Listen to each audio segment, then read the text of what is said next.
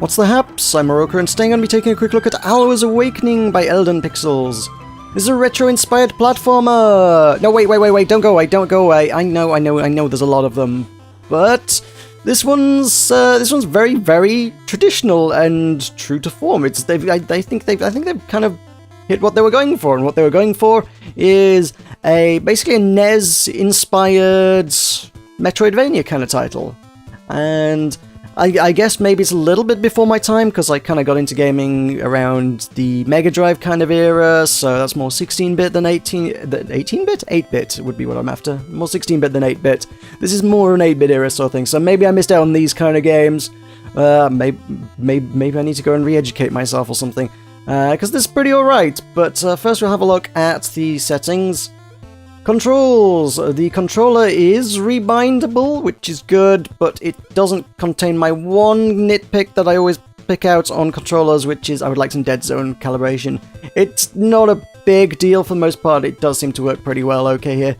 There's just some of the menus, I don't know, my controller is just a bit finicky unless I use the D-pad instead of the analog stick, and it's like, I can't be asked wrestling with the analog stick. Just like, can I calibrate that, please?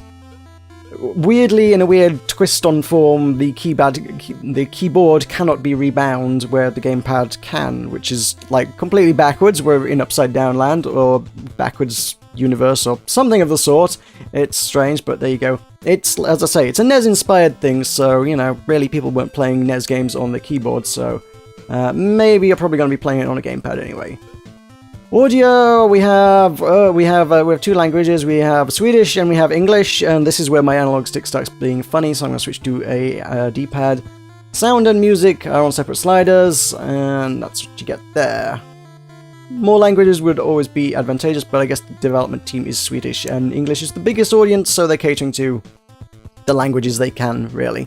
But hey, it's also, you know, it's Metroidvania. There's not a lot of communication going on, so it's probably... You could probably get away with playing this game without being able to read a great deal of it. In terms of graphics, we can change the resolution, we can toggle full screen, we can toggle VSync. I wouldn't normally lock my frame rate, but I think it's just going. I think it just records better with it locked for me right now. I think that's the main thing I've got going on. And magic indicator, there's some dots above your head. That's kind of a UI tweak, really, is what that is. I'm pretty sure that's what that is. Let's hop on into my saved game. I have been playing for about 3 hours, it reckons. I got stuck. This is about 50% of the game, I think. You can see there are 4 bosses. I think there's a final boss as well. So I think there's 5 bosses, and it tells you roughly where they are in the whole proceedings. There's all this big space down the middle at the bottom I haven't explored, which is another dungeon of some sort that maybe doesn't have a boss in it, don't know. But I've done 2 out of 4 of the major bosses and got 2 out of 4 of the major shiny collect all the doodads, because this is a retro-inspired platformer thing.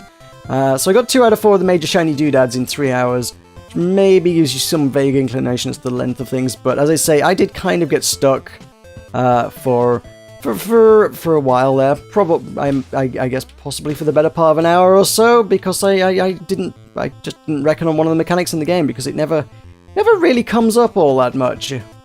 All the enemies respawn when you leave the room, which is a shame, because I can't remember which way I need to head to get into this dungeon down below, which is where I would like to go. I can't get down the route that I was headed there. But you can head this way, and I think there's some platforms. Yep. So graphically, yep, this is, yep, that looks like a NES game to me. It's pretty pixel art. It's very minimalist pixel art, though. There are prettier pixels in the world, but I think they've intentionally gone with the limited palettes to be true to the style, so I think it works for what they were going for. Incidentally, by the way, that mechanic is exactly the one that trips me up. Just for the record there. That mechanic of push the block in the water, the block floats in the water, that doesn't come up anywhere else in the game that I found, and it's not made abundantly clear, and I didn't realise.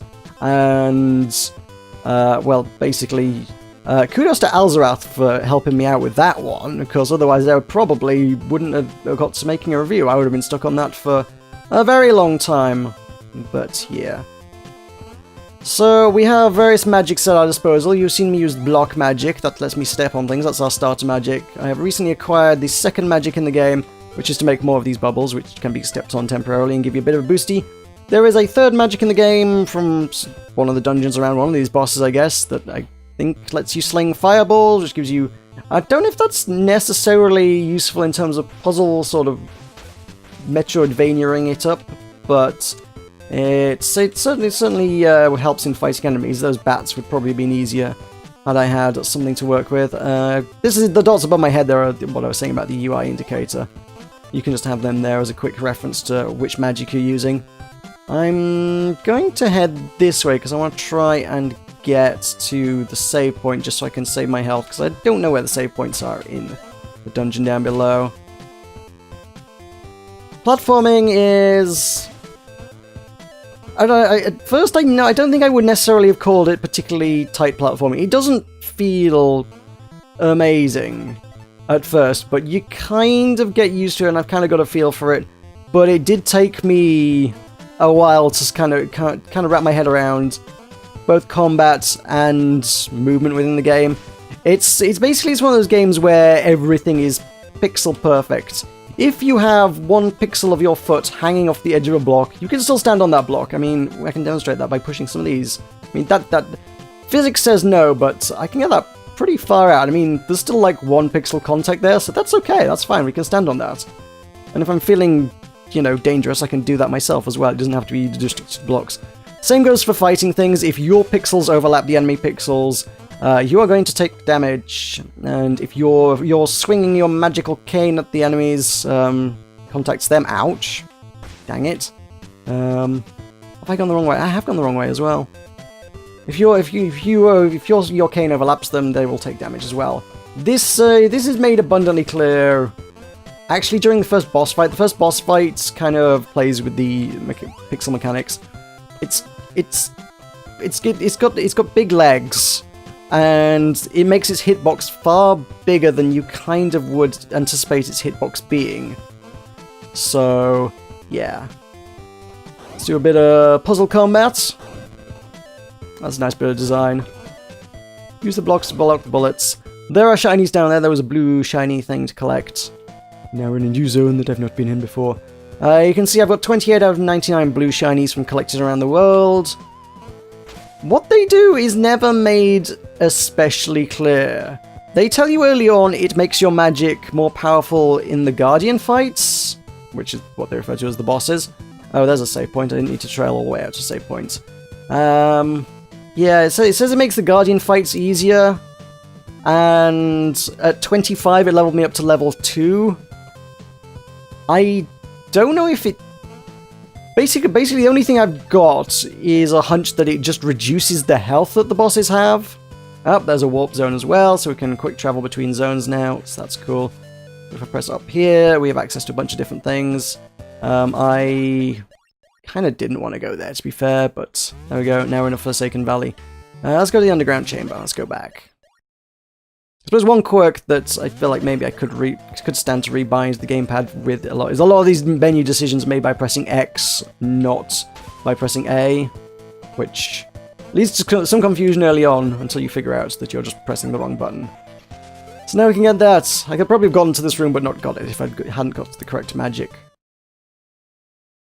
And the underground chamber is next to the stone cellar. Okay, so I guess there are 2 zones here that I didn't know what I have not experienced. I don't know what to expect in them, actually. The game thus far, that needs more magic. The game thus far kind of leads you to expect that it's all very traditional. Like I say, it feels like a very traditional thing. It so far is all played out entirely traditionally. There's nothing quirky or weird to expect. Games almost these days kind of almost lead you to expect that they're going to subvert the genre in some kind of way, play with some quirky tropes, just have traditional gameplay, but I don't know, mess with the narrative so that it subverts the genre or does some strange twist on gameplay that you didn't expect. No, it really just hasn't done anything of the sort. It's, you are an adorable pixel art mage, and you have bubble spells, and you have block spells, and a pink hoodie robe thing, and purple hoodie robe thing, whatever, I know colours. And you go through dungeons to collect the shinies. That is a book I know I need. Because the guy asked me to get a book earlier. I don't know. I haven't got a clue how I get to that. I guess I need to... The purple switch implies I need to stand on it. Green switches imply you need to put a green block on them. I guess I need somehow to get me to that button, but... how that's going to happen, I'm not rightly sure right now. So, yeah. So yeah, it is literally just... bad guys are attacking the world. You need 4 magical artifacts to save the world. Would you like to go on a quest to gain 4 magical artifacts? In all fairness, we're not going to give you a lot of say in the matter. Just go get artifacts, please. So, you go on your quest to quest through dungeons and collect the magical artifacts, using the spells at your disposal to do some puzzle platforming stuff, and yeah, sort of make your way through the dungeon as effectively as you can. Oh dear. I gotta wait for that to come back. And do that. Yeah, that works. Some tougher enemies can actually break your block with a couple hits, so I'm glad those guys can't. I think there's some tricky maneuvers you can do using some of your stuff to get to places like that. I know if you jump and cast the block spell at exactly the right moment, you can, if you're really good at it or really lucky, stand on the blocks as you cast it and use it as a bit of a platform to give you a boosty. And I'm also pretty sure the devs expect you to do that. I can't go that way. Curse you, Metroidvania, for making me have to go around until I've got all the spells. Yep, let's go the other way around then. Where's the nearest warp point? The warp point was not far. I could probably stand to use that warp point now. Yeah. I have lost my train of thought now.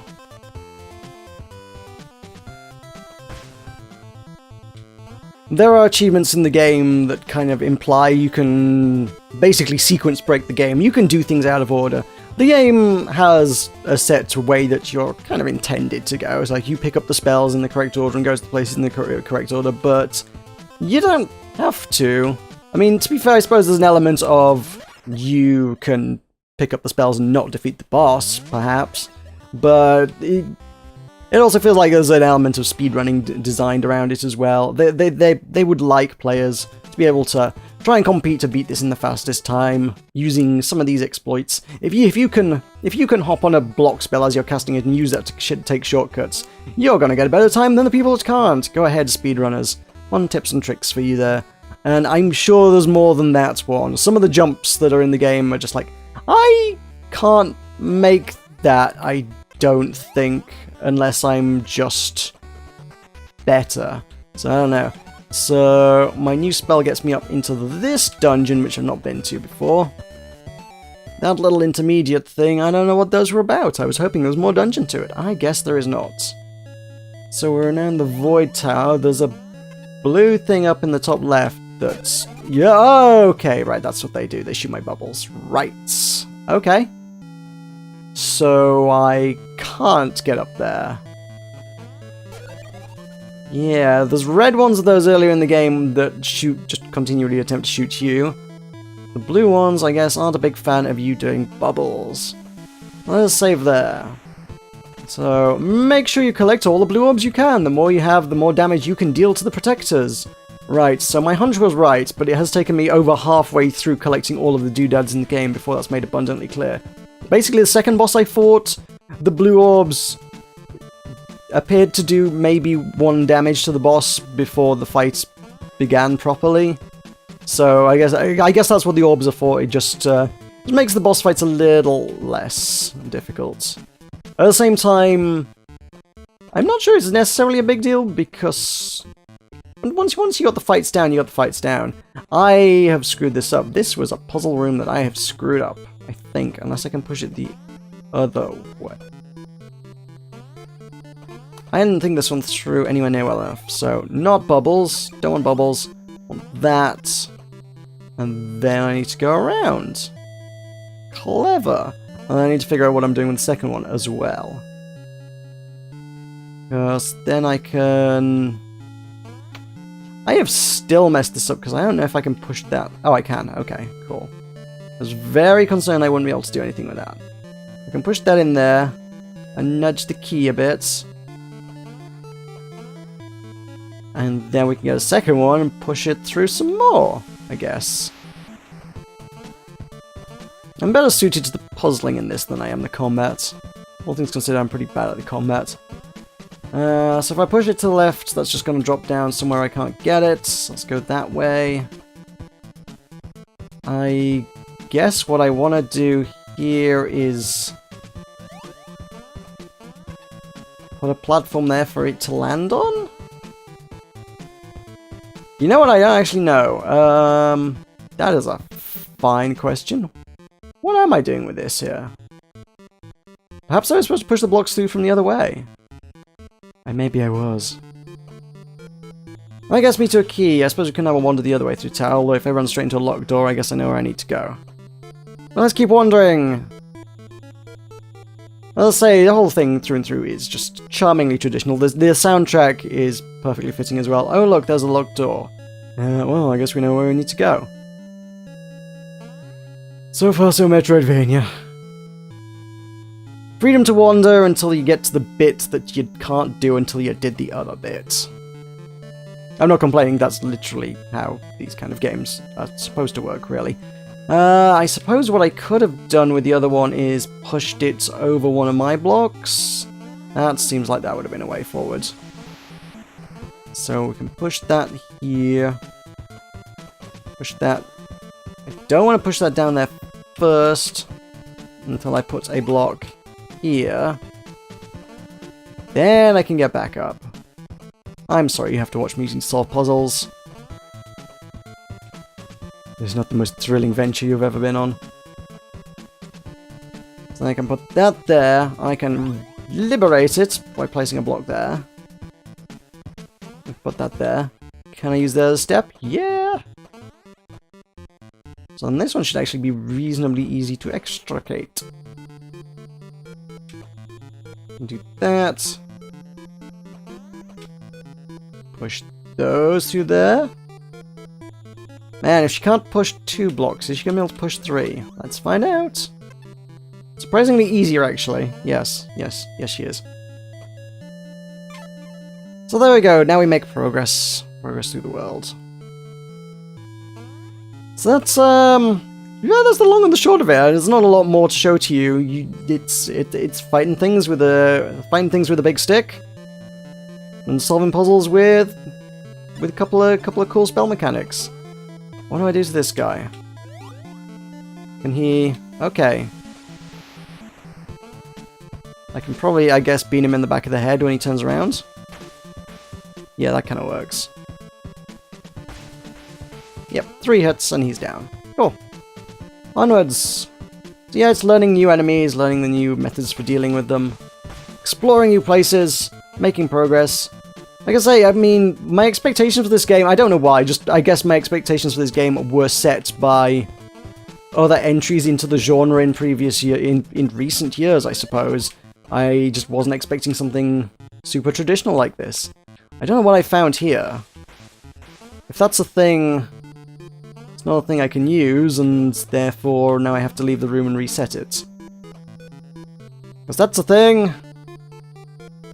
That also is fairly retro in its mechanic, I suppose. Like, how do you reset this puzzle? I guess you gotta leave the room entirely and go back again. It hits all the right notes for retro stuff. It's, like I say, it's got the soundtrack, it's got the visuals down. The mechanics are... It's like they feel a bit sloppy to begin with, but eventually you kind of... Like, it doesn't take that long, but, you know, 10-15 minutes to get a feel for, like, actually doing the platforming. And then you're up to speed with things. And, you know, it feels pretty okay at that point. There's more of those things. I guess I'm going to need a few of those for some reason at some point in the near future. But who knows yet? What can I do with this? Not much. Run through it like that, I guess. It destroys my blocks, and I don't like that. There's the red ones that spit bullets at you. Hey, do my green blocks stop the bullets? Hey, they actually do. Doesn't stop the fact that I have got to get up here, though. Okay, he doesn't burst my bubbles, which is something, I suppose. Then that opens that door. And then I guess I gotta get up here? This is actually less difficult to deal with than some of these guys I've encountered. Some of them are put in really nasty, awkward places that are really difficult to deal with. Cool. Yeah, as I say, maybe not a whole lot more to say on the matter, because it's exactly what you'd expect from a NES game. Is that a secret door? There is not a secret door. What is this? What is this pit about? There are secrets hidden in the game. There are definitely secrets hidden in the game. There are secret walls and everything, which again is exactly what you'd want from a nice little retro offering. What would a good retro Metroidvania kind of thing be without having secret walls that you could walk through that have secret things in them? So yeah, goes another save room. I guess that's probably where I'll leave things. This is, as I say, Alwa's Awakening. It's very charming. I guess if you're utterly sick of pixel art platforming as a genre, you're probably going to want to give it a miss. If you like something that's charmingly and very, authentically retro, this is pretty cool. I'm enjoying this a lot. Outside of the frustration of getting stuck on mechanics that I didn't understand for a full hour. Otherwise, I've enjoyed the rest of my experience. But yeah, will be out tomorrow on the 2nd of February. It is available for $9.99, available on Windows, Mac, and Linux. Link to the Steam page in the description below.